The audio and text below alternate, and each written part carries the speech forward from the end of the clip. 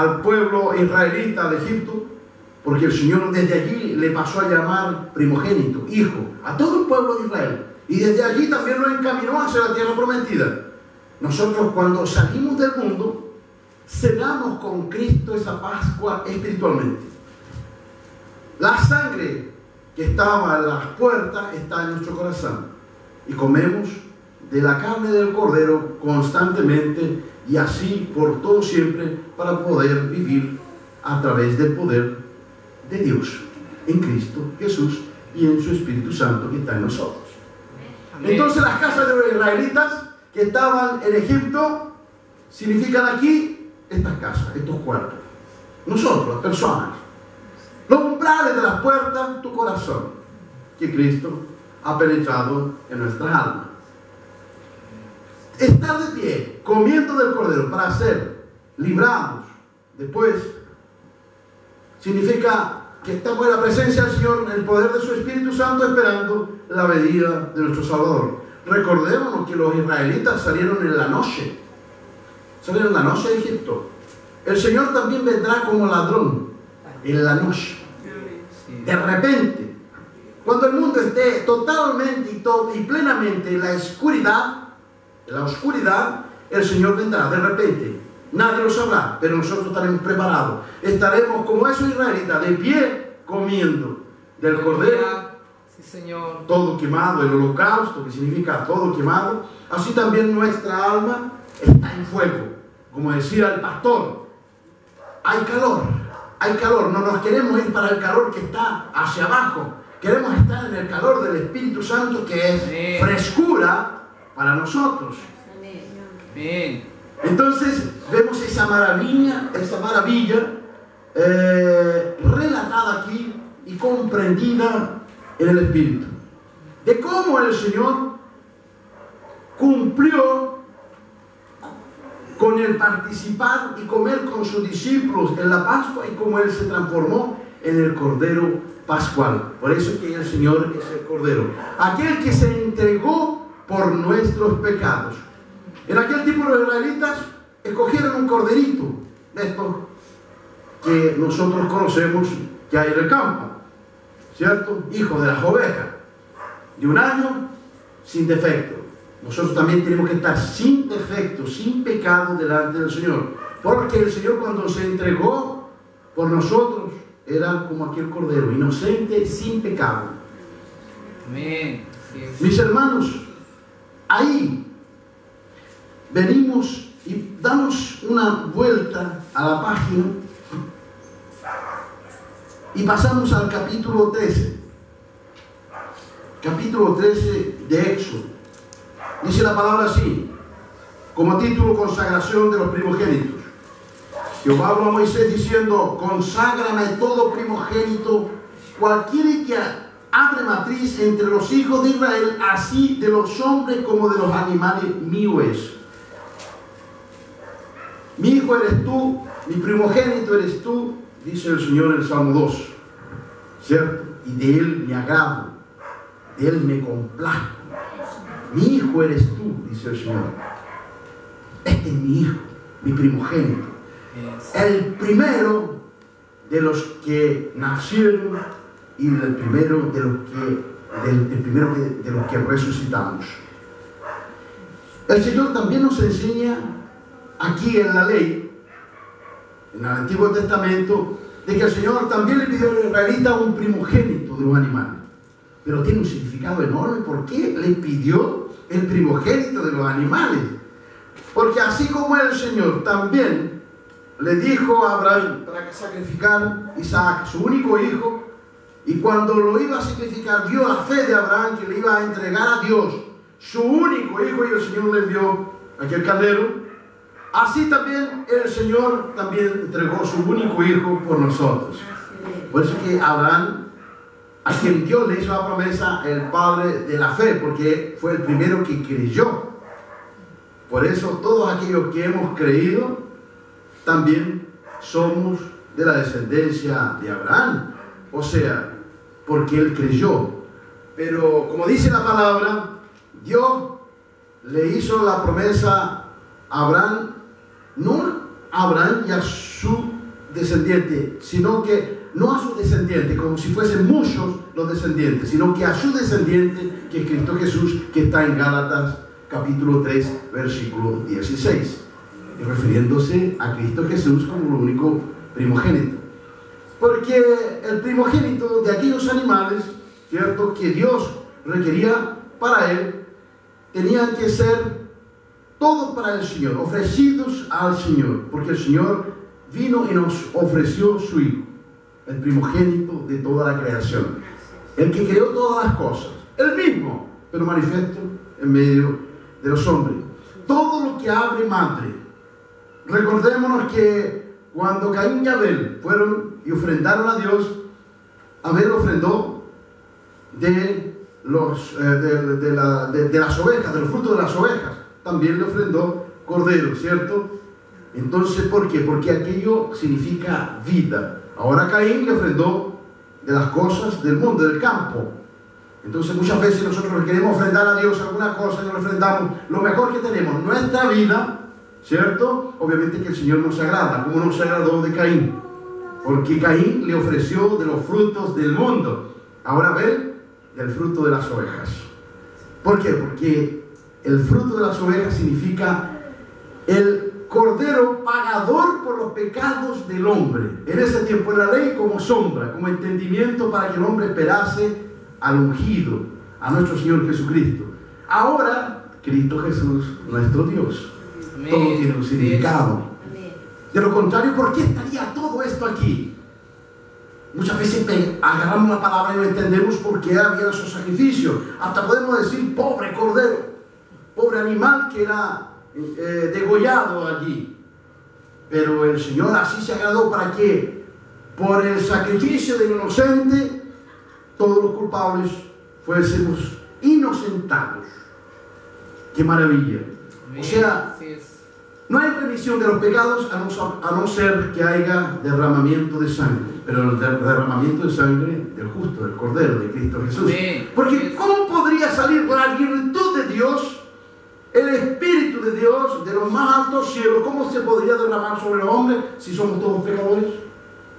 O sea, Dios mismo que nos quisiese dar de su Espíritu, no podría hacerlo porque nosotros no tenemos la santidad que en su Hijo hay. Entonces por eso que el Señor se manifestó al hombre en Cristo Jesús, el hombre perfecto, el hombre nuevo, el Nuevo Testamento, el propio Dios entre nosotros, para que así el Señor, agradándose solamente de su primogénito, de su Hijo, y que vendría a ser el Cordero, y que derramando el alma, el Espíritu de dentro de él, cayese sobre nosotros, y así el Espíritu nos recogiese por misericordia. Porque si no hubiese sacrificio de Cristo, no tendríamos remisión, perdón de los pecados. Estaríamos todos condenados. Sí, Señor. Las misericordias de Dios son infinitas. Amén. Sí, gracias. Entonces, aquí vemos esa maravillosa revelación y en esta explicación. Ahí andamos un poquito para frente, para adelante. Te será como señal, dice en el versículo 9 del capítulo 13, sobre tu mano y como un memorial delante de tus ojos, para que la ley de Jehová esté en tu boca, por cuanto con mano fuerte te sacó Jehová de Egipto. Te será una señal sobre tu mano y como un memorial delante de tus ojos, para que la ley de Jehová esté en tu boca, por cuanto con mano fuerte te sacó de Egipto. O sea, también nos recordamos aquí del rescate de los israelitas de Egipto. Dice Dios que todos aquellos que salieron de allí, ¿cierto?, cuando se recordasen de esas maravillas, ¿cierto?, y que les sería por señal, ¿cuál sería la señal? En la mano y en la frente y en la boca, o sea, la manifestación del poder de Dios, o sea, la marca de la promesa del Espíritu Santo de Dios. Los que tenemos la marca de la promesa, la tenemos en nuestro corazón, en nuestra vida, en nuestra frente, en nuestra mano. Los que no, los hijos de la perversión, los hijos de la ira de Dios, esos tendrán ¿qué? La marca de la bestia. Lo dice muy claro en el libro de Revelaciones, ¿cierto?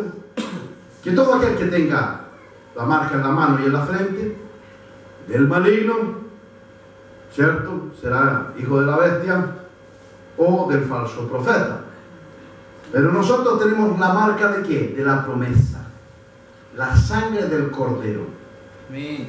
La sangre del Cordero tiene que estar marcada en nuestros corazones, así como la sangre del Cordero que fue sacrificado en Egipto, que fue colocado en umbrales de la puerta, así también la sangre del Cordero en nuestra vida. Sin sangre, sin sacrificio, no hay remisión, no hay perdón. Por eso que tiene que haber sacrificio, tiene que haber entrega. Aquí la palabra lo dice claro. Glorias a Dios. Por tanto, tú guardarás este rito en su tiempo de año en año. De año en año.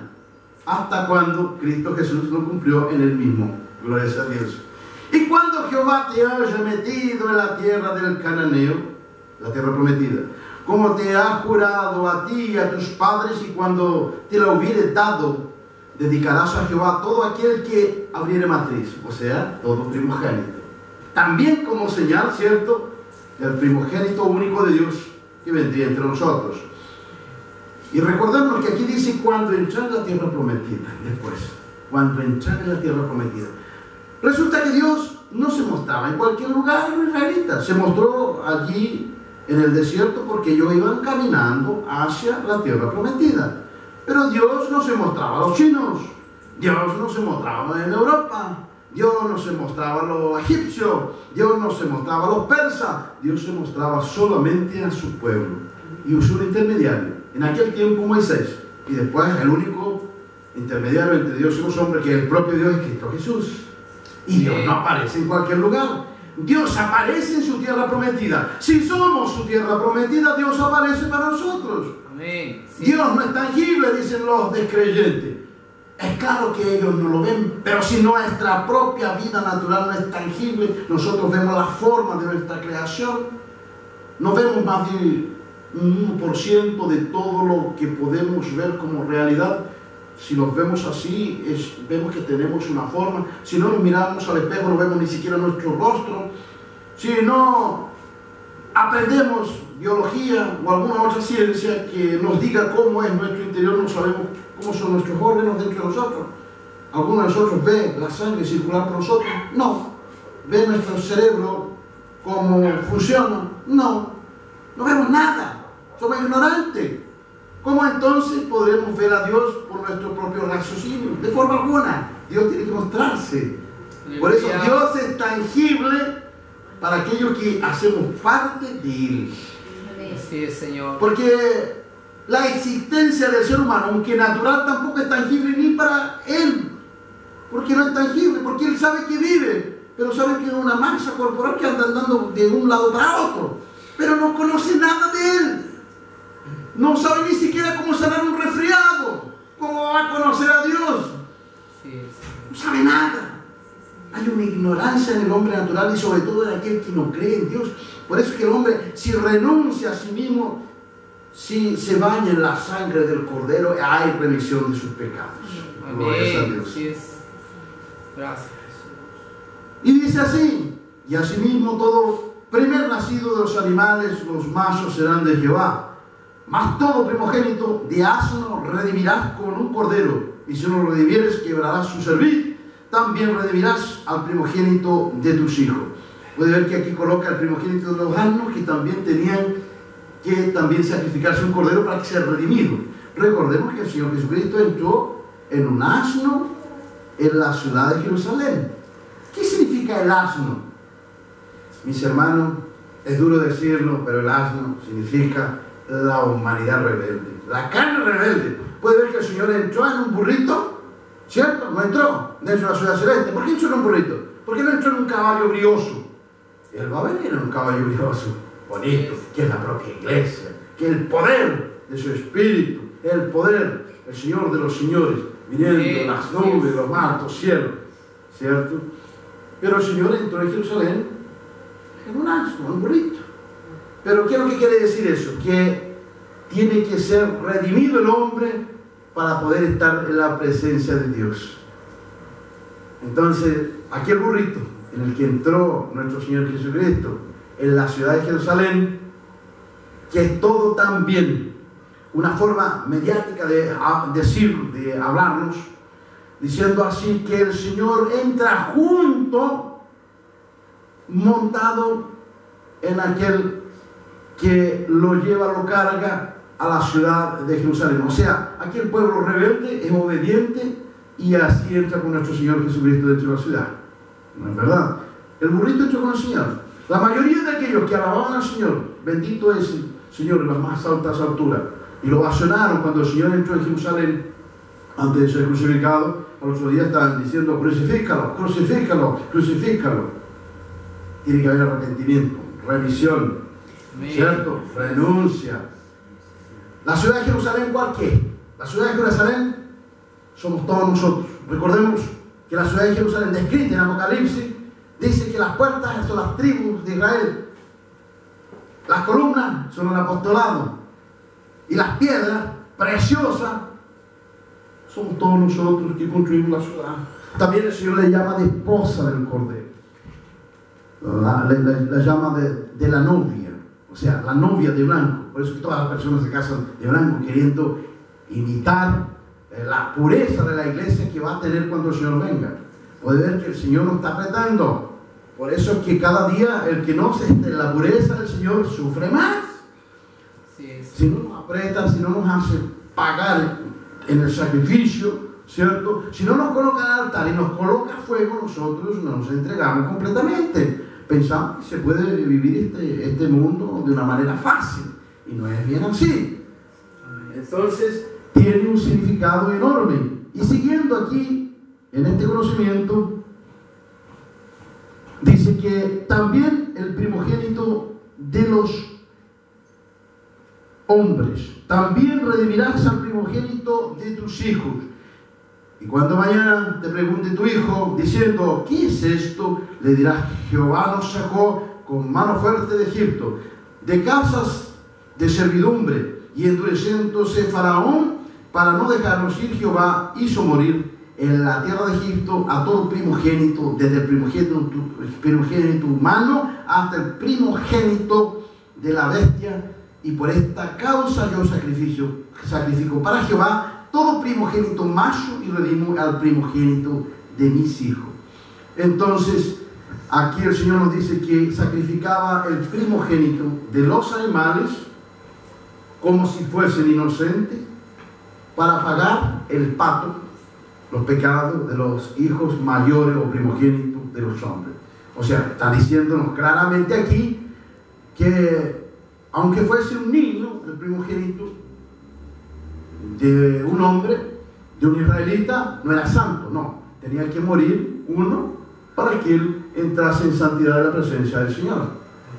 Por cada primogénito había un sacrificio de sangre. Por cada uno que se convierte, se entrega al Señor Jesucristo, porque el Señor hizo un solo sacrificio por todos nosotros. Y ellos en sombra